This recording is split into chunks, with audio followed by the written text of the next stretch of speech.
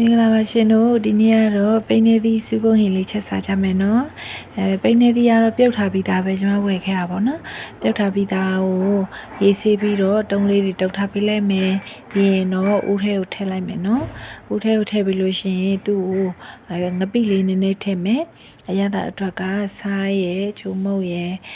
အယောင်အတွက်ကြတော့စနွေးရဲ့ငရုတ်ဒီအနုမှုတ်လေးပေါ့နော်ထည့်မယ်ပြီးကျက်သွန်နီလေးတစ်လုံးထည့်မယ်စီလေးနည်းနည်းထည့်မှာပေါ့နော်ပြီးလို့ရှိရင်နေပေးလိုက်မယ်ပေါ့နော်နေလို့နှံ့သွားပြီဆိုရင်ရေလေးထည့်ပြီးတော့ပေါ့အောင်တည်ထားပေးလိုက်မယ်ပိန်းနေတီးကနူပြီးသားပဲဆိုတော့ဂျာကြီးတည်စရာမလိုဘူး